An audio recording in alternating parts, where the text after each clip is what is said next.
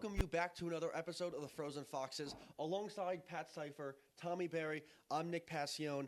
Guys, to start of the season, it's been sloppy, but the defense has really tightened up, which has led to offense. Tommy, what has been the biggest factor in that? Yeah, the last 4 games, I think Marist is really starting to find their chemistry. They're looking like a completely different group than they did in the first 4 games and these last 4. What I really like from them is the passing. It's been getting a little bit crisper. So I'm really happy with the signs of life they're showing for the rest of the season. Pat, what about you? Some very good stuff going on for this Red Fox team. In fact, they got their first win in the series against Clarkson. But first, Game 1 had to go a little bit rocky for them. The Foxes took on defending SECHL champions Clarkson. We move to the second period, where we're going to see the game tied at 1, and Doobie sneak the puck past Anthony Russo's glove as Clarkson's captain put them up in front 2-1. Now under a minute in the period, we're going to see Giroux shovel one past Russo and into the net. Clarkson pattens the lead as now it's 4-1. But Marist isn't going to go down without a fight. We're going to see Sean Mercogliano sneak one past the goalie. Mercogliano's first collegiate goal cuts Clarkson's lead in half. Marist building some momentum now, and Stoneman, he's going to carry that as he's going to try and bring Marist back with not 1 but 2 late goals. Stoney's second and third goals of the season would bring the Foxes to within 1, but ultimately it wouldn't be enough as Clarkson would hold on to the lead 5-4.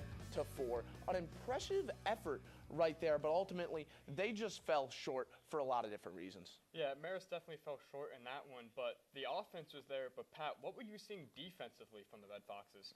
Yeah, Anthony Russo, he started the game pretty strong, but you could see as the defense just let up too many good looks for the opposing offense, ultimately he kind of fell apart later on. It felt like just he was under siege in that net. Too many pucks going his way, too many open looks, but it was a different story in Game 2, wasn't it? Yeah, it definitely was a different story as Marist is looking to bounce back against Clarkson after that tough loss the night before. Just 5 minutes into the first, Marist looking to break the ice early as forward Declan Bain is sitting in the right spot and able to slam that one home. That would be his first collegiate goal to make it 1-0. Just 4 minutes later now, Clarkson looking to even things up as Brigham Doobie would receive a pass at the top of the blue line and float that one in through traffic past Adam Derrico. The game would be tied at 1 apiece, and there would be 4 ties and 3 lead changes this game. To the second now, on the odd man rush, it is the captain, Sean Bruno, who would snipe that one past goaltender Braden Grisbick. Bruno's second goal of the season would make it a 2-2 game, and the Fox would score 3 in this period. Just a few minutes later, Jack DiNicola steals that puck on over and feeds it backdoor to Johnny Martriano. That assist would be DiNicola's first point of his career as the Foxes now lead. Clarkson would soon tie it up as senior Chris Satera on the power play looking for his options. He decides to shoot it, and he gets that one past Grisbick to put the Foxes in front 4-3. And that would be your final as Marist beats the defending SECHL champions to pick up their first win of the season. And the pucks have not been going Marist's way, not really finding the back of the net. But what did they do differently in that game? You know, what was really strong from Marist was their forecheck. The 2 out of their 4 goals came from the forecheck. They did a good job at dumping in the puck and chasing it, tying up man on the boards right there in that goal. You saw Stoneman dump that one in. Next, you have Chris Satera right here really tying a man up on the board, allowing Tyler Stoneman to get in there, and then he moves to open ice. On top of that, Declan Bain captured his first career goal off of the forecheck. So Marist needs to continue doing that if they want to stack wins in the win column. You guys have been talking about milestones these past 2 games. Well, another milestone that happened, Adam Derrico, first collegiate win. He is playing phenomenally so far this season. Yeah, Derrico's been really strong. He faced 55 shots in that Clarkson win, and he saved 52 of them. He had multiple flurries of saves, like this one right here. He does a really good job at able to track the puck, and he moves with it well, stands tall in that, even during 3-4 shot sequences. Well, he was a really strong last line of defense for Marist, and Marist did a really good job at buckling down despite what was a high-scoring affair. And what they really did well is in the last final minutes, they stressed what Coach Lil Bianco says in practices, focusing on doing the little things right, and that's why they're able to come away with that win against Clarkson. It was a really strong win for their first win. And Chris Satera, he really took that momentum into the next game. And Pat, you had the chance to talk to Chris Satera. I did, and it really was a great opportunity. A great guy on the ice, really fun talking to him. The offense has struggled throughout this year, so him having that type of performance was, frankly, great the opportunity to speak to him was spectacular, and it was overall a fun conversation. Why don't we give it a listen? I'm here with Chris Satera, who had a hat trick against UMass. Tell me, what was going on that led to you getting your first hat trick of your career in that game? Yeah, so basically it kind of came down to my line mates during that game. They were setting me up really well as well. I was just kind of going into the game with a good mindset, and that I kind of had a good pre-warm-up. I had good flow during the game, and my line really backed me up, just giving me the puck in the right spots. Yeah, what was it about the UMass defense that you saw that really allowed you to have some of those opportunities? Yeah, I mean, they're a really good team, but I guess every time that I just got lucky out there, like, their D kind of just broke down completely. Like, for one of the goals, like, the guy just completely gave it to me in front, which is, like, you know, so uncommon usually when I'm out on the ice. But honestly, it just came down to luck that game. You mentioned some of your line mates and the day they had and how they helped set you up. Well, one of them is a younger player, Declan Bain. What have you done as a mentor to really help him get used to this speed of the game? Yeah, I mean, so Bain already has, like, his game. He has his flow. He's a really good freshman. And honestly, it's good for me to have him on my line. I don't think I'm doing too much mentoring because he kind of already has it all already. But I think I'm helping out a little bit with just, like, helping him get his head in the game in the right spot. But overall, he's just doing it all by himself. Yeah, and he's a good player. You also have Stoneman on you with you in that line. Tell me, what do you think your role is compared to those two that really allows you to add something extra with two great players right next to you? Yeah, so those two guys are more aggressive than me when it comes to getting the puck. So I think for me, my spot is to just have an opportunity to be open so they can make the right plays and give it up in front, or we can, vice versa. And right now you have your career high on just this season in terms of goals, right? What have you seen? Was there something about this year that really just felt right that led to you just being phenomenal in terms of scoring so far? Yeah, I would say, since freshman year, I've been dealing with injuries. So over the summer, I did take care of that and just, like, working out more in the gym. And now also it is my last year, so my mentality is a little bit different. I'm in a better headspace. Also just attacking on those injuries. And now I'm playing at 100% healthy, which I haven't done since high school and travel hockey. So just being, like, at 100% and not being, like, playing constantly hurt has definitely helped me a lot for sure. You talk about that headspace. What would you say it is? Is it the confidence? Is it just your aggressiveness? What about your mentality on the ice has been so different? Yeah, I think it's just been my attitude, just showing up and more embracing having fun than kind of, I would always go into games in the past, like going, like, just being so hard on myself, like being like, oh, I need to score, I need to do that, I need to do this. But I kind of just show up and just kind of just go with the flow of things. Mm-hmm. And you mentioned your improvement over the summer as the season approached. What area do you think you improved in the most that has allowed you to have such a great season so far? Yeah, I would say probably my speed and strength on getting the pucks in the corner have definitely helped me, because I kind of shifted my gameplay a little bit different, because freshman, sophomore, and junior year, I was more of not a guy really getting points. I would just be a guy to get the puck deep and hit. Like, I was just out there to hit guys. But now that, dealing with injuries and now being 100% healthy, I don't want to go back to being hurt. So I'm kind of just playing the puck more and worrying about the puck before hitting the guy, which has definitely helped me a lot. Yeah, it definitely did. Like I said, 3 goals in that last game, a really strong performance on your end. However, despite that, UMass scored 5. Mm-hmm. Ultimately, they won that game. Yeah. What exactly led to that final result in your mind? It just comes down to they were just a better team at the end of the day. They're a really good team. I remember my freshman year, they did win the D2 Natty Chip, so they're really good. They have a solid 4 lines of guy. Their D's really good. Their goalie obviously did not have the best day, but I wish we got 2 more on him. But they were just a better team. They were just grinding a little bit more, and they did have a little bit more opportunities than us at the end. But I think we could have definitely won that. But, it is what it is at the end of the day. You leave that locker room, like you said, very good team you played against, and you gave them a pretty good fight.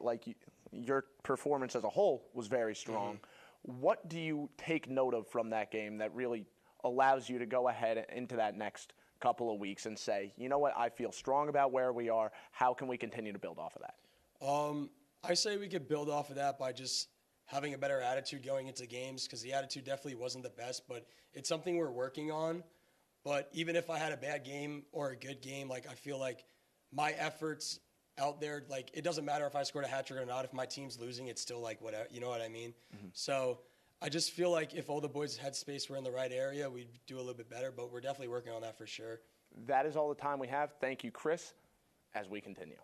That certainly was a memorable game for Chris Cetera, one he'll be telling his kids about for a while. Just like the memorable environment and experience at the McCann Ice Arena for Saturday's Pink the Rink game. Isn't that right, Nick? Yeah, there is no other environment like Pink the Rink. The Red Foxes were the Pink Foxes on Saturday night supporting Breast Cancer Awareness Month for their 17th annual Pink the Rink in front of a packed McCann Ice Arena against the Bobcats. Quinnipiac, early on the power play, they win the faceoff, and Bryce Sheehan is left all alone for the one-timer. Sheehan scores, silences the crowd, and puts the Bobcats up 1. In the second, J.D. Parker beats James Stevens and slips it past Anthony Russo for the goal.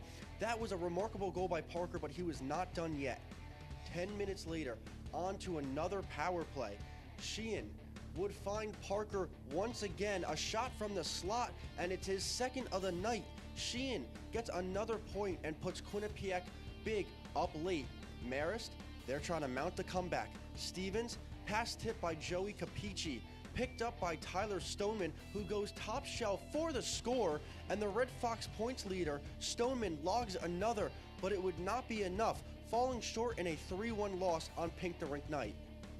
And despite the end result, the Red Foxes really brought the energy to start the game. The physicality early, the forecheck, hits against the ice. It was like a gladiator match in that arena. I mean, they were relentless out there early. The physicality that they showed, the hits that they were doing, it was incredible. Because, yeah, Quinnipiac, they're the better skaters. They could handle the puck better. But my Lord, the way that the Red Foxes were able to bring the energy and lay some hits, that's how a team that might be a little bit less skilled might take advantage and win against a team that's more technical and more sound, right? Yeah, 100%. And our own Nick Paccione was able to find Tyler Stoneman for an interview. Let's hear what they had to say after. Goal scorer in tonight's game. Not a lot of offense after the first period. What are the takeaways going into the next one? We have to find each other a lot. Like, our passes weren't great. And then when we do get chances, we actually have to bury. We had a lot of pucks on net, but then obviously their goalie had a good game, and then we got in our own heads and tried to run around and hit everybody, which isn't our game to play, and that didn't help us at all. With this being your last Pink the Rink game, is this a lot more important than it was in previous years? Yeah, for me, I just wanted to make sure I didn't leave my last Pink game knowing I didn't put everything out there. And what is this Pink the Rink game every year mean to you? Well, it means a lot because I've known people who've died from breast cancer. So obviously, breast cancer research is really important to me and getting the funding for that. And I think it's not about us. At the end of the game, it's just a hockey game. But there's a lot of bigger issues going on right now about this. So win or lose, we're still bringing awareness. Just a family guy, as you were able to hear. He was with his younger sister during that interview. A great guy off the ice, a great player, great leader on the ice too, and they're going to need that in their next few matchups, right? This weekend, on Friday, they play Rowan, and then on Saturday, they play a tough Sacred Heart, who have they been really struggling against? Yeah, 100%. Rowan, I think, is going to be the more difficult of the opponents. They're first in the ACHL Premier Division with a 7-3-1 record. They're a really well-balanced team. They have 5 of their top 7 scorers are first-year players, so they're going to have a good, deep roster with a lot of rookies, just like how Marist does this year. Max Finley, their leading scorer, he also leads their division with 14 points and is second in assists with 7 goals, 7 assists for 14 points. Their power play, also incredibly dangerous. They have 8 goals in the last 12 games. And although their power play may be strong, but their penalty kills where Marist can really take advantage, allowing 1 goal nearly every 3 short-handed opportunities. As well, Rowan, a strong away team. They're 4-1-1 when away from their home barn. But now we're going to turn things over to Sacred Heart. Their record is 2-5. They're beginning to find the momentum. They have back-to-back wins against Army and Siena. They're 1-4 on the road, though, so that's going to be something Marist needs to take advantage of. They've had Marist struggling at home while Sacred Heart is struggling away. Hopefully that can turn the tide. Although history is against the Red Foxes. All time, they were 0-8 against Sacred Heart. Last season, they were outscored 14-4 in 2 matchups. So it's another physical team. They average 12 penalty minutes every game. So this is going to be a real big weekend to come down to special teams. Pat, what do you think Marist needs to do in order to come away with the wins this weekend? Well, Rowan is averaging 16 penalty minutes a game when they are on the road. Marist has to take advantage of that. Their penalty kill has struggled throughout this year. If the Red Foxes could take advantage of that, I think they'll be in pretty good shape. Against Sacred Heart, you mentioned Sacred Heart has the advantage all time. They've been winning more against them all time. But now they have that line with Declan Bain, Stoneman, and Satera. That line has been on fire. 18 total points between the 3 of them when they're on the ice together. I mean, they've been really good. If they can rely on those guys, they should be able to go ahead and win that matchup. Yeah, this should be an interesting 2 games this weekend. Alongside Tommy Berry, Pat Sypher, I'm Nick Paccione. Thank you guys so much for joining us on another episode of the Frozen Foxes.